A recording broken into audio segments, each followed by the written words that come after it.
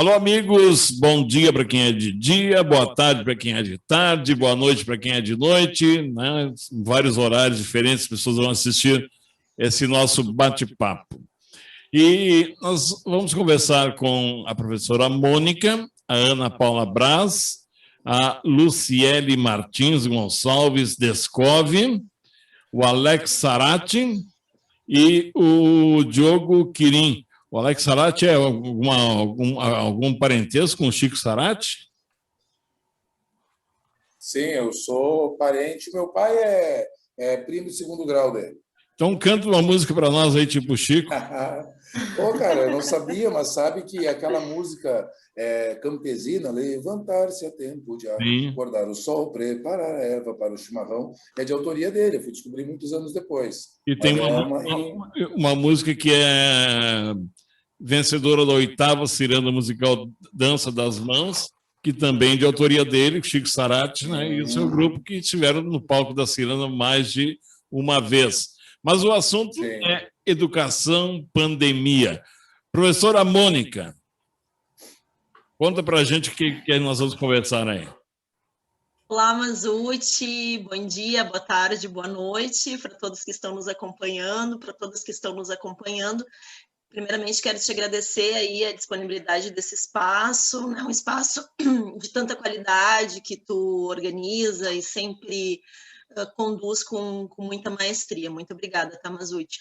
Então, nós somos os representantes e as representantes do movimento Educação e Pandemia, um movimento autogestionado, um movimento de profissionais, de trabalhadores e trabalhadoras da educação, que engloba aí as regiões tanto da Serra, quanto do Paranhana, quanto dos Sinos, né, com os trabalhadores e trabalhadoras aí da educação, fazendo esse debate, fazendo essa discussão, e esse movimento nasce muito da necessidade que nós, profissionais da educação, sentimos neste último período, de que as nossas vozes também fossem escutadas nesse processo de retorno presencial, retorno híbrido, né, os processos de educação. E por que disso, né, Mazzucchi? Porque por muito tempo a gente ficou fazendo essa discussão sobre as aulas online. O ano de 2020 foi um ano extremamente desafiador para nós, professores e professoras, porque pela primeira vez nós nos vimos assim num território totalmente desconhecido, totalmente obscuro, tendo que lidar muito com a tecnologia, né, algo que nós não utilizávamos, a grande maioria nós não utilizávamos em sala de aula, e a gente se viu obrigado a poder fazer uso disso, né? Investir em compra de equipamentos mais tecnológicos, gravar aulas, dar aulas online, e isso também deu uma sobrecarga de trabalho muito grande. Ontem eu brincava aqui com o pessoal, mas brincava falando sério, né? Que em 20 anos de profissão, porque essa carinha jovem aqui, né, não é tão jovem assim, já tenho 20 anos aí de concurso no município de Taquara, eu nunca preenchi tanta planilha como este ano, assim, foi uma loucura. Então foram triplas jornadas.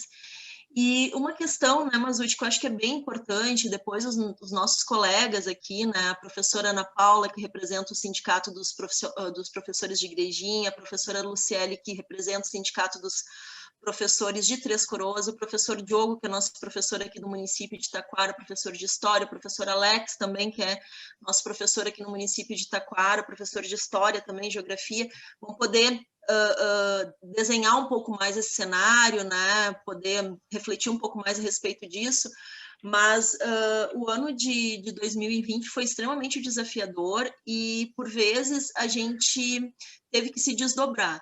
E agora, com essa questão toda desse retorno presencial, o que a gente sentiu, né? Que, diferente das outras profissões, o estar em sala de aula pressupõe que vai ter uma diversidade de corpos, de gestos, de fala, de pluralidade, que é o espaço que a escola comporta, porque é o espaço de toda a comunidade onde aquela escola está inserida. Então, nós vamos ter dentro do espaço de escola, por 4 horas, um espaço fechado de sala de aula, famílias que levam em consideração todos os protocolos da Organização Mundial de Saúde, então se cuidam, né? e famílias que não, né, que não entendem esse cenário drástico que a gente está vivendo, acham que não é para tudo isso. Então, isso é algo que está nos movimentando muito, assim, a gente precisa levar em consideração que é um espaço diferenciado, diferente do comércio, diferente dos profissionais de saúde, né? Porque a gente tem toda essa pluralidade dentro de sala de aula e depois o professor Diogo vai falar um pouquinho mais a respeito disso, que esse processo de contaminação também ele é muito dramático dentro dos espaços de escola. E para encerrar, esse movimento nasce quando nós vimos colegas nossos vindo a óbito depois da volta, né, presencial. Nós tivemos óbitos de colegas em Bagé, em Lajeado, em Canoas, em Panambi, né? Nós temos uma professora hoje aqui de Taquara que está muito mal, está na UTI.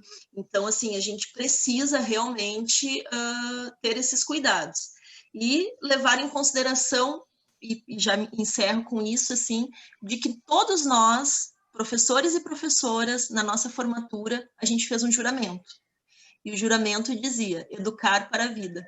Então, a gente não quer educar para a morte, a gente quer educar para a vida. E o movimento vem com isso, assim, não é contra um ou outro, contra o governo estadual, federal, municipal. É realmente para somar esforços, né, principalmente com os executivos municipais, na busca da melhor estratégia para educar para a vida. Diretora do Simprome, Sindicato dos Professores do Município de Igrejinha, Ana Paula, bom dia. Bom dia. Eu acho... Pode falar. Tá bom. Eu acho que o que a Mônica falou, assim, é o que a gente, na verdade, está pensando, né? A preocupação agora é com a saúde, não só dos professores, mas de todos os profissionais que trabalham dentro da escola. A gente não tem, o professor não chega na escola e entra na sala e dá aula, né? A gente tem o pessoal da limpeza, a gente tem o pessoal da merenda, a diretora, a coordenadora, a vice-diretora, que estão lá e fazem esse pré-sala de aula e fazem o pós-sala de aula.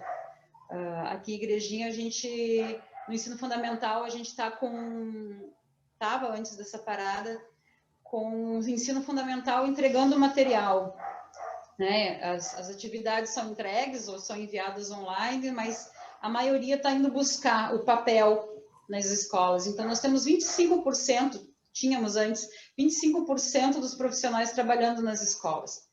E esses 25% também nos preocupam, né? A gente sabe que muitos deles não se importam de ir, acham que é importante estar lá e manter o ano letivo, porque é importante a gente manter o ano letivo. O ano passado foi muito complicado, o calendário letivo, né, para se completar, mas a gente se preocupa com essas pessoas também, né? Eu acabei de receber um WhatsApp dizendo que uma colega foi internada, então a gente se preocupa mais ainda, né? Então, questões de justiça, né, liminares e coisas assim, a gente discute na justiça. Mas a preocupação com a saúde das pessoas agora é o mais importante, né, no nosso entendimento. Recesso, férias, a gente organiza depois. Mas se a gente estiver doente, a gente não vai poder entrar em férias. Não vai ter férias, né? Se essa minha colega... Desculpa. Se essa minha colega falecer, ela não vai ter férias, né? Então, acho que a gravidade da coisa é muito maior do que só fechar o ano letivo. É muito maior do que a gente ter as 800 horas aulas, 200 dias, né? E a gente entende o lado do comércio, o lado da indústria, os pais que precisam trabalhar, a gente entende isso. E eu volto a repetir o que a gente já conversou ontem. O professor não quer ficar em casa, a gente não quer ficar em casa dando aula pelo computador, porque é extremamente desumano, a gente não tem o toque, a gente não vê a carinha de pertinho, a gente não pode pegar o lápis e escrever no caderno deles, né? A gente quer isso, a gente quer voltar para a sala de aula, mas a gente quer segurança, né? Antes de tudo, a segurança sanitária dos professores, dos trabalhadores de educação, das crianças, das famílias. Então, eu acho que isso que é importante neste momento. O resto a gente vai correr atrás depois, né? Mas a gente precisa dar um tempo, parar um pouco para pensar o que é essa bandeira preta, como é que a gente chegou aqui, por que os nossos hospitais estão lotados e o que a escola tem a ver com isso e por que querem abrir as escolas para colocarem as crianças lá dentro, sabe? Eu acho que a gente tem que pensar muito sobre isso. E acho que esse grupo que se formou, esses momentos de discussão são importantes para que a gente possa arranjar soluções para ter férias no final do ano, para completar o calendário letivo, mas principalmente para preservar vida. Concordo plenamente com a Mônica, é preservar vida. Luciele Martins Gonçalves Descove. Pode ser só Luciele Descove. Esse nome comprido aí foi automático. Bom dia, né? Bom dia, boa tarde, né? Boa noite a todos os ouvintes aí. É uma Zuti agradecer esse espaço que é de extrema importância nesse momento. Eu, como professora e presidente do sindicato aqui de Três Coroas, o sindicato ele também é dos servidores municipais, não é só dos professores. E nós, em conjunto, então, com a nossa equipe jurídica, estávamos muito preocupados com esse retorno, que seria a segunda-feira da educação infantil, primeiro e segundo ano. E aí eu fui convidada pelo pessoal da igrejinha a participar desse grupo que estava se formando, né? E eu disse, não, já participo do grupo da FEMERDES, que é o sindicato, ele é associado de um grupo federado, né? Então a gente tem esse contato com eles e vários outros grupos do estado. E gostei muito dessa mobilização do pessoal aqui da região, né? Que muitos, eu acho extremamente importante esses municípios que não têm sindicato fundarem seus sindicatos, porque é a voz do servidor, é ele que nos representa. A importância de um sindicato no município é de extrema importância. E eu me coloquei, eu e o nosso sindicato se colocou à disposição, então, desses municípios que não têm representantes sindicais, para nós, então, fundar esse sindicato. Por quê? Porque nós estávamos vivendo uma angústia total aqui em Três Coroas. Como assim retornar numa bandeira preta, onde tem muitos casos de Covid, onde tem uma variante que chegou no nosso município? Nós sabemos que teve pessoas que pegaram essa variante. E nós estávamos absurdamente nervosos com o estado que nós íamos enfrentar dentro de uma escola. Porque sabemos, não dá para ser hipócrita e dizer que a escola é segura. Mais segura que as tias, né? A gente ouve muito isso, os pais nos difamando, alguns, né? É uma pequena maioria. Mas nos difamando, nos dizendo que os professores não querem trabalhar, sendo que a gente nunca parou de trabalhar, né? E que é mais seguro na escola do que nas tias. Como assim, né? Então tem que ser denunciado essas tias. Como que elas não estão seguindo o protocolo? Isso também é uma responsabilidade que não é cabível ao professor saber onde seu filho vai ser cuidado, né? O professor, ele está ali para passar conhecimento, para instruir, e não para... Quando tu fala em tias, tu fala em cuidadora de crianças, é isso? Isso, as tias que nós temos aqui são as cuidadoras, assim, não legalizadas, né? Que os pais deixam para, então, trabalhar, né? Mas isso é muito sério. Nós estamos pensando, sim, nos seus filhos. Infelizmente, não tem outra opção, talvez, né? De que se deixar em algumas tias. Mas as tias, né? Elas devem, sim, ser monitoradas pelo município, pela vigilância sanitária, né? Então, pensando nisso tudo, aqui no Sindicato de Três Coroas, nós gostaríamos muito de ter uma conversa, um diálogo com a administração. Foi, então, mandado ofícios, reuniões com a Secretaria de Educação, Pedimos ao prefeito que nos recebesse, até então a gente não foi recebido. Fizemos até um protocolo solicitando uma reunião, também não fomos atendidos. Nós gostaríamos de debater isso com os nossos administradores. Eles não estão dentro de uma sala de aula, eles não sabem como que é dentro de uma sala de aula. E isso nos gera muito desconforto e estresse mental. Como assim um professor não vai ser ouvido pelos seus gestores, né? E então sentimos a necessidade de ir para o Ministério Público. Chegamos lá, foi na quarta-feira, nós registramos então um ofício no Ministério Público, relatando toda essa situação que estamos enfrentando no nosso município e que seria importante, então, cancelar o retorno nas aulas. Não tivemos resposta do Ministério Público. Então, achamos cabível entrar com uma ação judicial. Entramos aqui na Vara de Três Coroas e o que aconteceu foi indeferido. Não aceitaram nossa ação judicial. Recebemos uma notícia maravilhosa que o SINPA, o Sindicato de Porto Alegre, tinha conseguido uma liminar com a juíza lá em Porto Alegre. E entraram com recurso, né, Ana? Entraram com recurso, e aí o desembargador da quarta vara civil indeferiu a liminar da prefeitura, né? Então, ou seja, foi... não sei o que alguém quer falar. Foi, então, deferido a liminar, ou seja, continua a suspensão das aulas lá em Porto Alegre. Depois disso, isso tudo ocorreu no sábado, nós, então, achamos necessário ingressar, então, com mais uma liminar para o desembargador, então, analisar. E fomos, graças a Deus, agraciados com o cancelamento das aulas aqui em Três Coroas. Mas, infelizmente, isso veio num domingo à noite. O tribunal, ele trabalha 24 horas, né, no serviço de plantão. E aí, na segunda-feira, houve vários problemas administrativos com esse retorno, porque não teve um tempo cabível para avisar essas famílias que não seria aberta as escolas.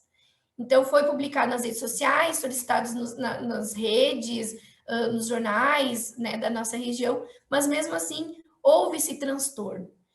Mas, né, a gente sabe que não é o momento de mandar as crianças para a escola, e hoje estamos trabalhando remotamente aqui em Três Coroas, tanto a educação infantil quanto o ensino fundamental.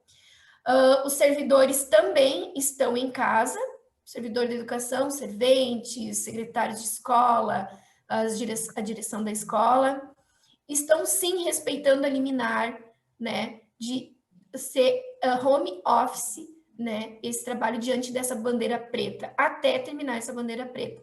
Mas isso também nos preocupa. Termina a bandeira preta, vamos retornar ao sistema híbrido. Mas e esses protocolos? Será que serão seguidos?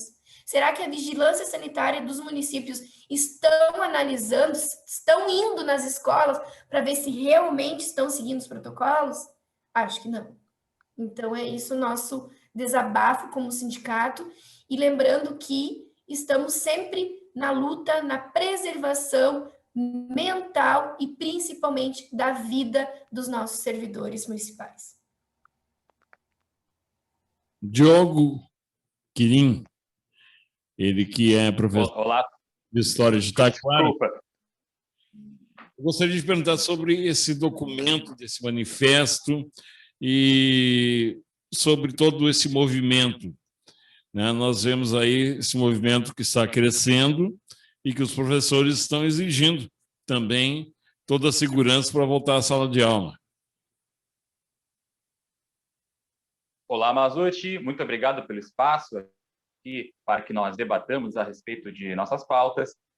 Olá aos colegas também que estão participando e a todos aqueles que estão assistindo a esse programa. Primeiramente, eu gostaria de falar que essa articulação, né, entre diversos professores e trabalhadores de educação da região do Vale do Paranhana e também alguns da Serra da região dos Sinos, ela surgiu de uma de uma dupla situação ali que não se conjugava muito bem, que era de um lugar, em um momento, o retorno às aulas programado para o final de fevereiro, alguns lugares e outros em começo de março, e, de outro lado, uma situação de descontrole epidêmico que ocorre aqui no Brasil e está levando diversos lugares a um colapso hospitalar. Acredito que praticamente todos estão a par da situação. Aqui no Rio Grande do Sul, nós praticamente não temos leitos de UTI, os leitos disponíveis são apenas trocas de pacientes, praticamente, e como isso está acontecendo concomitantemente a vários estados do Brasil, daqui a 1 ou 2 semanas nós talvez já não temos nem lugar para fazer remanejamento desses pacientes. Então, a situação, nesse momento, é dramática.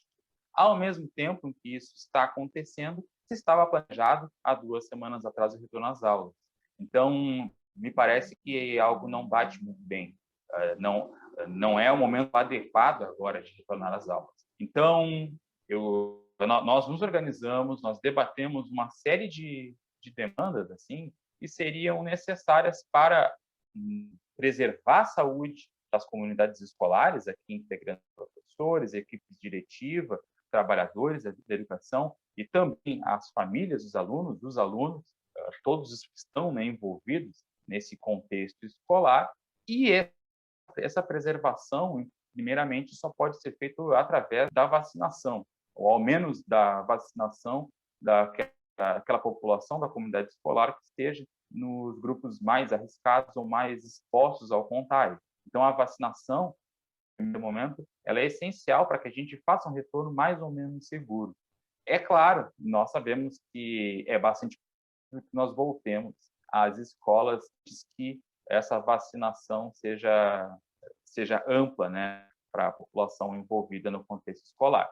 Se isso acontecer, não seria o cenário ideal. Nós preparamos também uma série de propostas que poderiam ser seguidas pelas secretarias de educação, tanto as municipais quanto a nível estadual, para que esse retorno seja o mais seguro possível.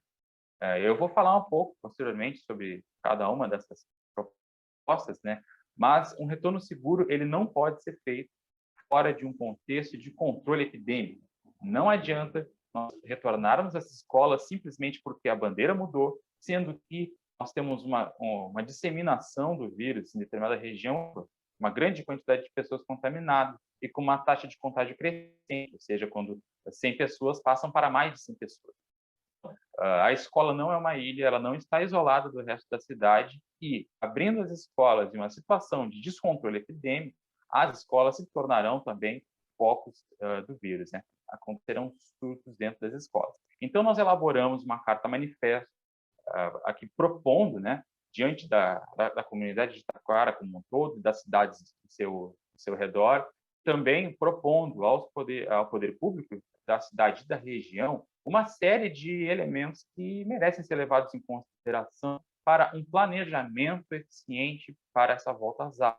Eficiente, eu digo seguro, né? Então, o planejamento precisa ser seguro. Ao que nós conversamos ali entre o grupo, ao que nós debatemos, muitas dessas medidas de segurança não estavam sendo adotadas e nós consideramos que o retorno às aulas não é apenas um ato de vontade. Todos queremos retornar às aulas. As famílias, os professores, as pessoas encarregadas da administração, da educação, todos estão empenhados por um retorno às aulas e com muita vontade de que isso aconteça o mais rápido possível. Só que isso não pode ser feito sem planejamento adequado e sem uma condição sanitária que viabilize esse retorno. Então, eu acredito que nós levantamos aqui uma série de elementos que merecem ser levados em consideração e sobre os quais nós podemos falar um pouco mais na sequência. Professor Alex, o que o senhor tem a dizer nessa questão? Bom dia, Mazzucchi. Muito obrigado aí pelo espaço concedido. Eu vou ser bem objetivo. Eu acho que a primeira coisa que precisa ficar clara, né, para os governos municipais, para as comunidades locais e para a nossa própria categoria profissional, é que o movimento está se propondo envolve uma análise e uma abordagem que é técnica, é epidemiológica, é social, é sociológica, portanto, é pedagógica e, principalmente, né, tem um caráter político e jurídico. Ou seja, né, a gente não está apenas fazendo um movimento, né, no intuito de preservar um interesse particular nosso, é de uma leitura mais geral, né, do que está se passando, e os colegas que me antecederam acho que falaram de maneira muito completa sobre isso.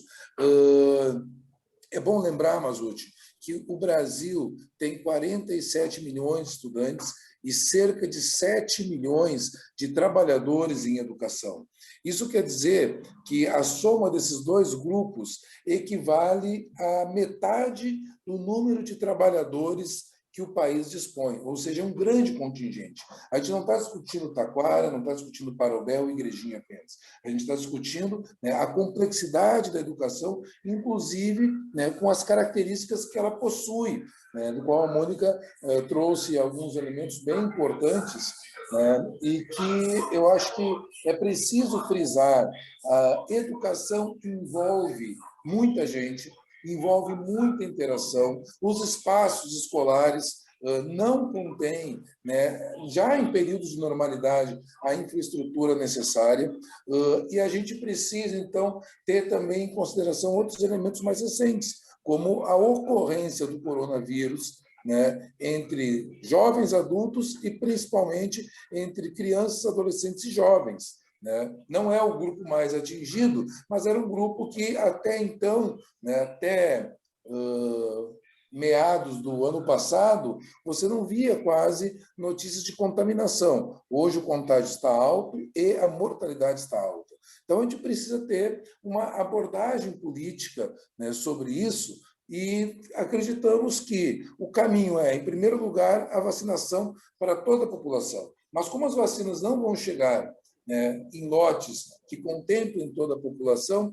é preciso estabelecer critérios. Alguns podem pensar, mas os professores ou os funcionários de escola estão querendo um privilégio. Não é verdade, a gente está argumentando com base na forma de funcionamento das escolas e lembrando que em outras situações de pandemia, ou de epidemia, pelo menos, né, os trabalhadores das escolas estavam entre os grupos prioritários, né? Basta lembrar gripe A, H1N1, enfim. Então, acho que são essas as questões que justificam a questão da vacina. A outra questão, né, é que nós já estamos há 40 dias com um número de mortos no Brasil acima dos 1.000. Tá? E a bandeira preta é recente. Quer dizer, se voltar a bandeira vermelha, libera tudo? Ora, a gente sabe que não é assim, não é verdade. As escolas estão em todos os lugares, né?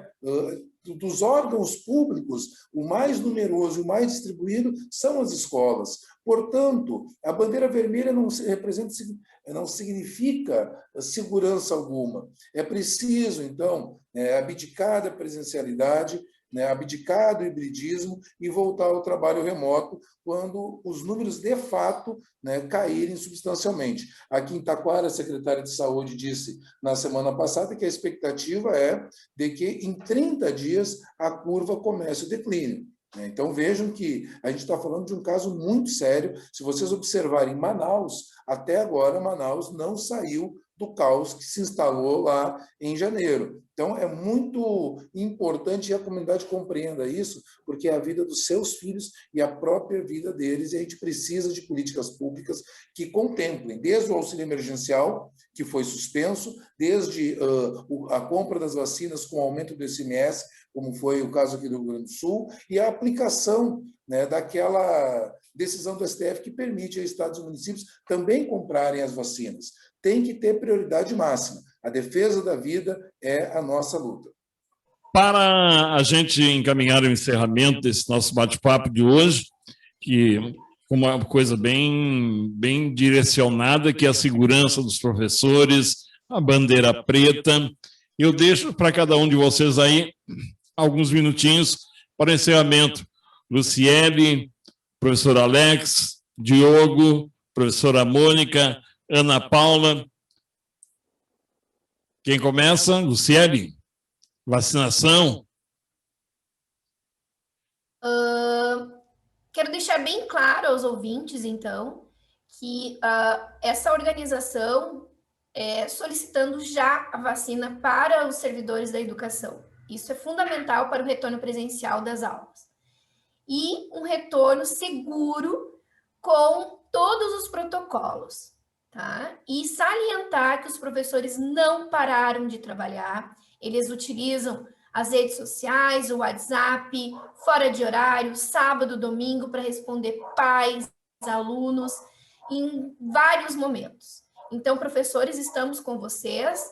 Vou agradecer todos os professores envolvidos nessa organização, nesse movimento, e parabenizar aqueles que estão do nosso lado, ok? Os pais, fiquem do nosso lado, estamos com vocês e pensando principalmente na saúde de vocês e dos seus filhos. Quem mais? Olá, Massucci. Opa!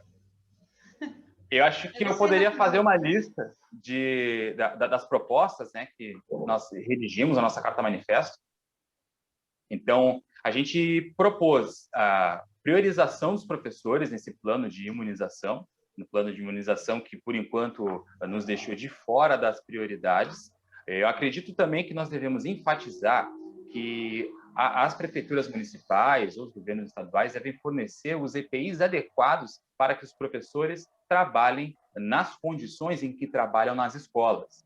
As escolas são ambientes que, embora tenham espaços abertos, são predominantemente fechados. As salas de aula são fechadas, as salas administrativas das escolas são fechadas, os refeitórios também. E a Covid-19 é transmitida por 3 formas principais. A primeira forma é a forma de contágio, que ela é bastante contemplada. Então, há diversas medidas, como o álcool em gel, a desinfecção de superfícies, porém, as formas aéreas, eu acredito que são mais perigosas nas escolas. A primeira delas são as gotículas. Gotículas como a saliva que sai quando nós falamos e que se tornam perigosas quando nós estamos perto de outra pessoa. E a terceira forma é a que mais nos preocupa, que são os aerossóis. Aerossóis são o quê? Faço o exemplo do desodorante, né? O desodorante, aquele aerossol, quando a gente passa, ele solta um esguicho que é visível, porém, mesmo depois que ele se dissipa no ar, o cheiro ali permanece. Então, essa forma, né, o aerossol, também transmite o coronavírus. Então, quando nós estamos numa sala fechada, os professores falam, os alunos falam, essas micropartículas ficam suspensas no ar. E aí, enquanto mais tempo as pessoas permanecem dentro de uma sala de aula, mais contagiosa ela pode ficar. Nós retornaríamos agora para as aulas sem o fornecimento dos EPIs adequados para esse tipo de situação. Lembrando que as máscaras de pano são importantes na contenção do coronavírus, mas elas não são tão eficientes quanto os aerossóis. Para isso, existem máscaras que são especiais, que são as PFF2, ou também chamadas, eventualmente, de N95, segundo o padrão americano, que são frequentemente usadas nos meios hospitalares e deveriam ser fornecidas como EPI aos professores. Lembrando que o fornecimento dos EPIs é uma obrigação dos trabalhadores, é uma obrigação dos empregadores e um direito dos trabalhadores. Então, isso não pode sair do bolso dos professores, que seria muito custoso a nós, né? Além disso, nos preocupa como nós atenderemos os alunos que estão não presenciais, né? Um sistema escalonado, alguns alunos sempre serão não presenciais, e também o terceiro grupo, que são os alunos que as famílias optaram por não retornar à escola. Nós devemos deixar bastante claro que o atendimento a esses alunos não pode ser feito fora dos horários de trabalho dos professores e também não pode ser feito nas horas de atividade, que são direito adquirido para o professor planejar, cumprir tarefas burocráticas, participar de reuniões, horas de estudo, entre outras coisas. Mas transformar a hora de atividade em uma hora de atendimento aos alunos é a mesma coisa do que transformar a hora de atividade em hora-aula. Então, o poder público precisa ou contratar mais professores para cumprir essas demandas ou convocar mais professores concursados, né, para realizar algumas horas a mais de forma remunerada. Acho que nós devemos ter um cuidado também com os refeitórios. Nós retornaríamos com os refeitórios abertos para os alunos consumirem alimentos e esse é um ambiente bastante propício para o contágio, uma vez que os alunos ficarão lá sem máscara. Propomos alternativas na Carta Manifesto, convido a leitura, como o uso de espaços abertos das escolas, a retirada de alimentação para fazer essa alimentação em casa, né? Uma vez que sabemos da importância da alimentação nas escolas, porém com cuidados para que os refeitórios não se transformem em focos de contágio.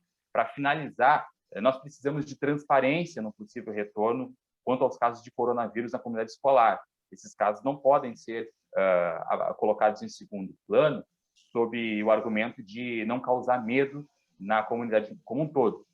Estamos numa pandemia, precisamos do máximo de comunicação possível para sabermos que sempre que reunimos pessoas, há riscos envolvidos, até para conter possíveis surtos novos de contágio. E, por fim, acho importante que haja um treinamento com uma infectologista, esclarecendo, né, os mecanismos que cada um pode adotar individualmente e coletivamente para a contenção possível da Covid-19 dentro do que nos cabe fazer.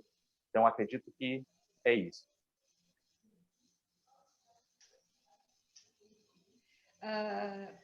Para terminar, então, eu queria falar que a gente sabe que as realidades da educação infantil e do ensino fundamental são muito diferentes, as necessidades, o trabalho é muito diferente, mas a gente está num momento que a gente precisa se unir, professores e comunidade, e ver o trabalho do colega tão importante quanto o meu. Então, quem trabalha em EMEI, quem trabalha em EMF, é o momento da gente ver a saúde como um todo. E trabalhar junto para, como a gente já falou antes, salvar vidas, né? E manter as vidas e a saúde das pessoas. Então, eu faço de novo um convite. Faço o convite para que as pessoas se unam aos professores, a comunidade se una aos professores em busca dessa segurança sanitária que é tão importante para preservar a vida nas nossas cidades e no nosso vale e aí sim por diante. Como o movimento não está vindo de cima e a gente não tem uma orientação das nossas autoridades maiores, né, federais e assim por diante.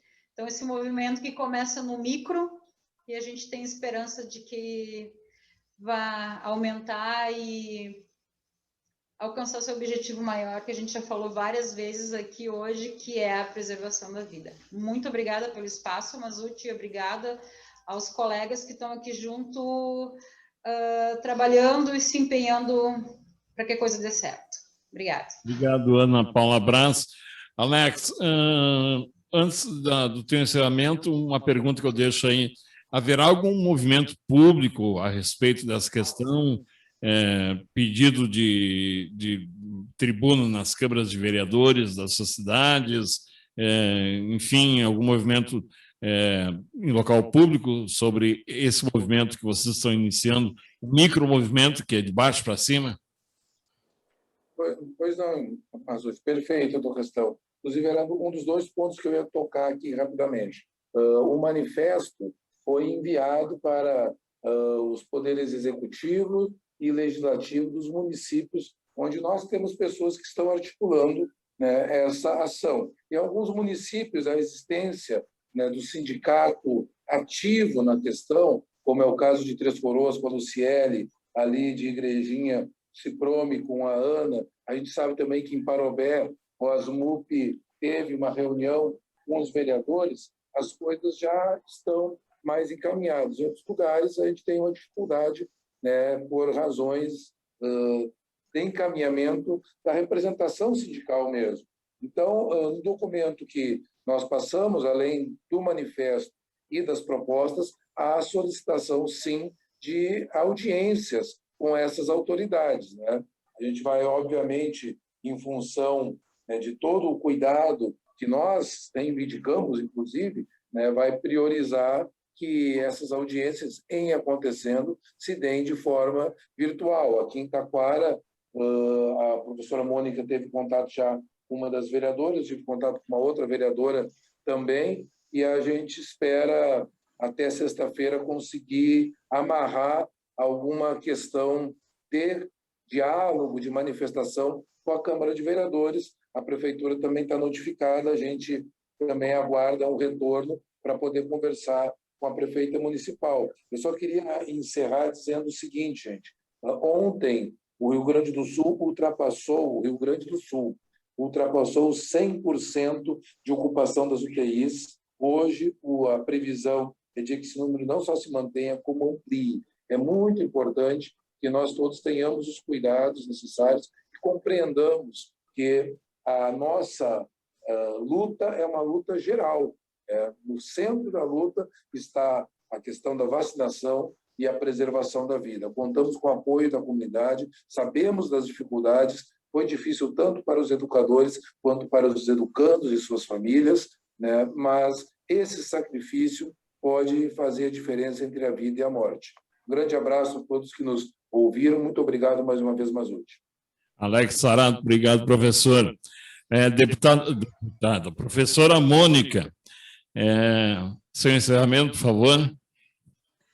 Obrigada, Mazzucchi, obrigada a cada colega, né, que se soma nessa luta, que compreende a complexidade desses dias, né, e que está à frente, porque a gente sabe que tem muitas pessoas, né, que entendem que esse movimento ele é necessário, mas estão silenciadas, né, por N motivos, e principalmente pela dramática construção de fazeres do ano de 2020, que faz com que vários dos nossos colegas estejam, né, com abalos emocionais importantes nesse momento. Então, que a comunidade nos tenha como também uma ponte para estar dialogando com as suas necessidades, né, como sempre foi, o espaço da escola sempre foi o braço mais potente do Estado. E tanto nos processos de vacinação, quanto nos processos de conversa com a comunidade, o espaço da escola sempre foi esse espaço democrático e plural. E é isso que a gente quer manter, esse diálogo aberto com a comunidade, mas também com muita responsabilidade. Obrigada, Mazzucchi, mais uma vez por esse espaço, e nos colocamos à disposição de cada um e cada uma que entende que a responsabilidade por dias melhores passa pela nossa casa. Obrigado, Luciene, obrigado, professor Alex, obrigado, professor Diogo, professora Mônica e Ana Paula. A gente volta a conversar sempre que necessário, estamos à disposição. Um grande abraço.